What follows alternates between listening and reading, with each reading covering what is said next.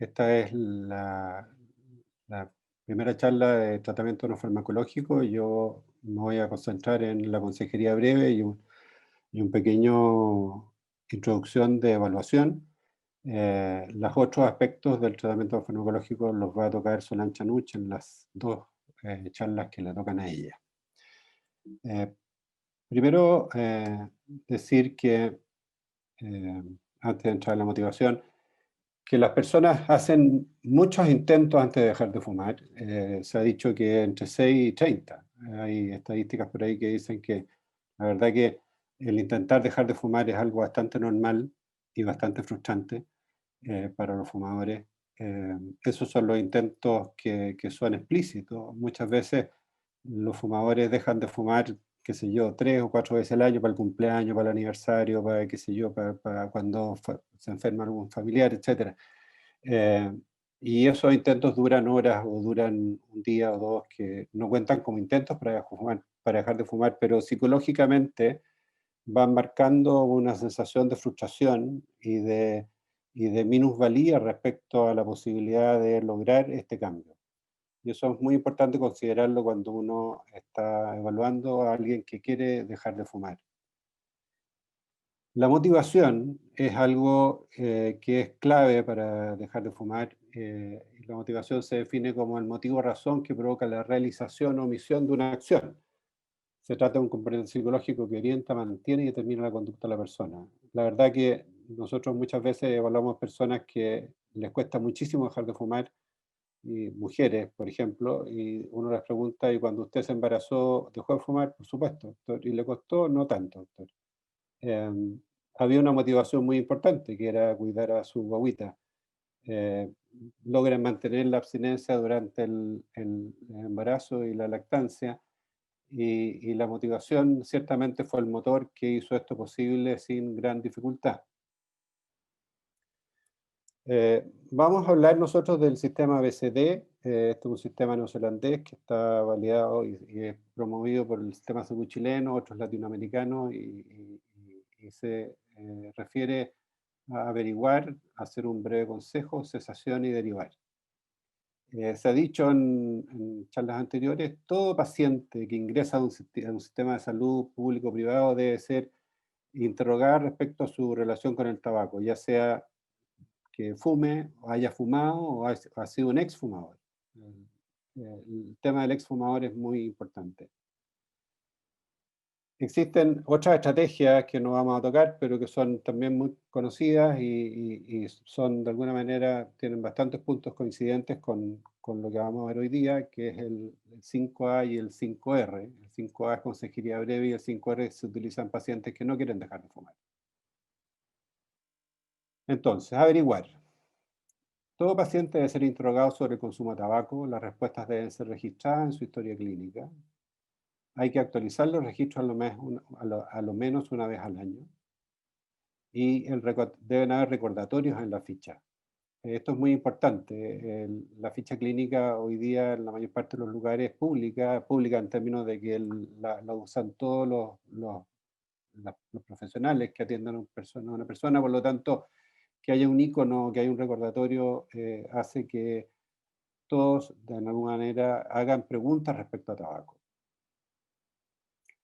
Existe, a propósito de lo que hablaba recién, el test de Fagenstone, que es un test de dependencia que, como ustedes ven aquí, interroga respecto a, a temas respecto al cigarrillo que determinan o dan una idea de qué tan dependiente es la persona desde el punto de vista de dependencia biológica. Las preguntas son: ¿cuánto tiempo después de despertar fuma su primer cigarro? ¿Encuentra dificultad para no fumar en los sitios donde está prohibido, por ejemplo un cine? ¿Qué cigarrillo le desagrada más dejar de fumar? O digamos puesto, le cuesta más, ¿no es cierto? ¿Cuántos cigarrillos fuma cada día? ¿Fuma durante las primeras horas tras levantarse? ¿Fuma más durante las primeras horas que después del resto del día? ¿Fuma aunque esté enfermo y tenga que guardar cama? Aquí se dice que puntuaciones sobre 6 indican un alto grado de dependencia. Sin embargo, pacientes que tienen puntajes mucho menores, muchas veces tienen una dependencia muy fuerte y tienen gran dificultad para dejar de fumar. ¿Qué preguntar? ¿Por qué empezó a fumar? ¿Por qué fuma hoy? ¿Por qué sigue fumando? ¿Por qué consideraría dejar de fumar? Y preguntar sobre respecto a intentos anteriores de dejar de fumar. Re- Muchas veces tenemos pacientes que han sido súper exitosos dejando de fumar. Dejan de fumar 8 meses, un año y a veces más de un año y vuelven a recaer. Eh, Hay que en esos pacientes resaltar el hecho de que ya lo hicieron, que fueron exitosos en su intento y que lo que falló fue mantener el propósito de alguna manera de mantener la abstinencia. Puse en asterisco dos preguntas que a mí me parecen que son muy reveladoras, que es ¿por qué fuma hoy y por qué consideraría fumar? Porque la pregunta ¿por qué fuma hoy? Muchas veces es una pregunta que nos ilumina respecto a la percepción que tiene la persona del tabaco. Y la pregunta ¿por qué consideraría dejar fumar? Ahí donde nosotros podemos encontrar las motivaciones. Salud, embarazo, qué sé yo, ¿cierto?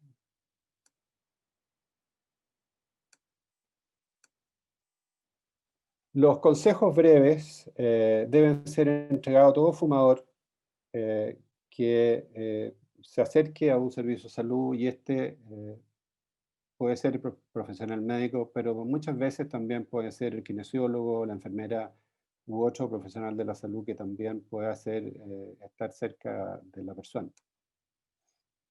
¿Cuáles son las características? Que es muy corto, demora algunos minutos y debe ser realizada siempre.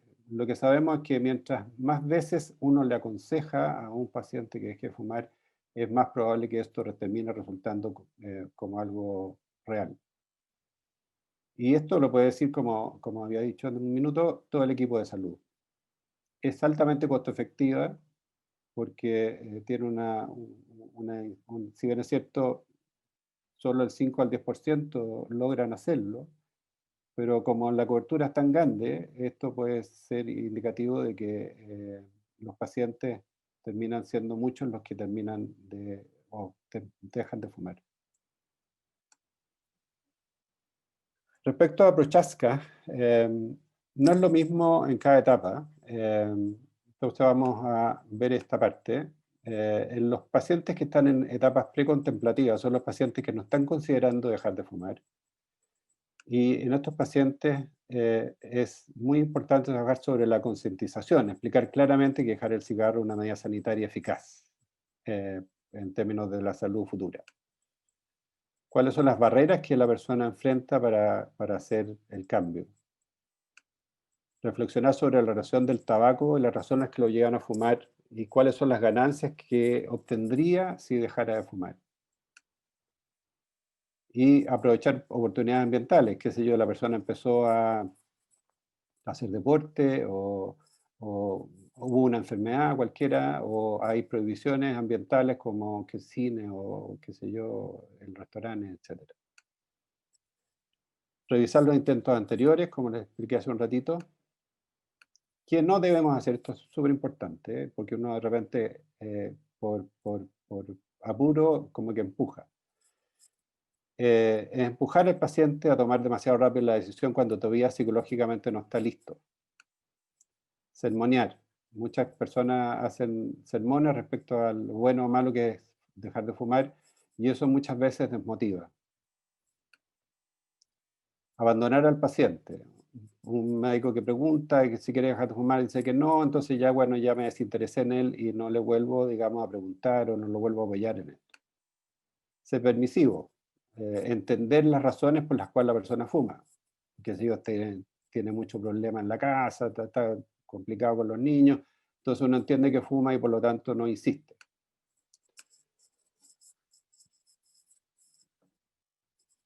En la etapa de contemplación, que es la etapa donde los pacientes ya están ambivalentes respecto a si dejan o no dejan,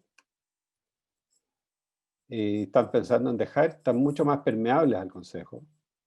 Aquí el consejo tiene que ser claro y firme. Eh,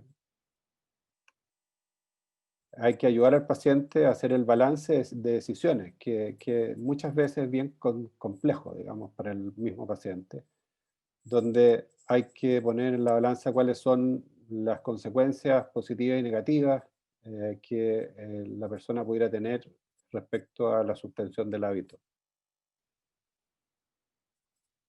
Hay activar emociones, esto es muy importante y muchas veces muy bueno, digamos, cuando uno logra, logra encontrar una motivación que genera una emoción positiva respecto al cambio. Hay que identificar la fortaleza. Los pacientes que dejaron de fumar, por ejemplo, hicieron esfuerzos grandes con enfermedades, ayudando a, qué sé yo, a estudiar, estudiaron, qué sé yo, estudiaron y trabajaron, etcétera, que demostraron gran voluntad. Hay que estimular eso en términos de que esa es una herramienta que está ahí y que la pueden usar para dejar de fumar. Cambiar evaluaciones y creencias respecto al tabaco, esto es lo que hemos visto toda esta tarde. Eh, y aquí la persona, como les decía, está más abierta a escuchar y por lo tanto puede ser que de esto termine tomando una decisión de actuar. Hay que ver esto que la persona siente respecto a sí misma fumando. Ofrezca ayuda, lo vamos a ver en, en las charlas que van más adelante, respecto a tratamientos o derivar a lugares donde pudieran hacer un tratamiento más profesionalizado. No deje al paciente botado, cítelo 4 o 6 semanas después para ver si ha habido algún cambio, si te han definido alguna conducta o no. Entregue material escrito respecto a los beneficios de dejar de fumar, los daños, etc. Lo que no es hacer en esta etapa es enfatizar las dificultades y resistencias para la decisión de dejar de fumar, minimizar los riesgos de seguir fumando, por ejemplo, fume poco o qué sé yo, crear un clima confrontacional para provocar el cambio, que también muchas veces nos genera, provoca un rechazo y termina siendo peor. Y no dejar ir al paciente sin controles frecuentes. O forzar al paciente a un cambio que todavía no está listo. Estamos en preparación, no estamos en acción. La cesación tiene en este tipo de fase, tiene tratar y derivar. Los profesionales respecto a tratar deben ser capaces de prestar apoyo en el términos del consejo, por ejemplo. Y una parte del apoyo tiene que ver con fijar días. O sea, este es el día D famoso, y asesorar al fumador para que complete la abstinencia de fumar, prescribir medicamentos para dejar de fumar si es necesario y si la persona, el médico, se siente en condiciones de hacerlo y debiera a lo menos manejar un par, la organización de un seguimiento y consultas posteriores. Y derivamos cuando el profesional de salud no se siente experimentado o no tiene los conocimientos suficientes para ayudar a estos pacientes y entonces debemos enviarlos a apoyo donde haya gente más especializada o equipos que se dediquen a esto. Recomendación: mientras más frecuentes sean las intervenciones, mayor es su efectividad para lograr la abstinencia, por lo que se recomienda aplicarlas toda vez que sea posible.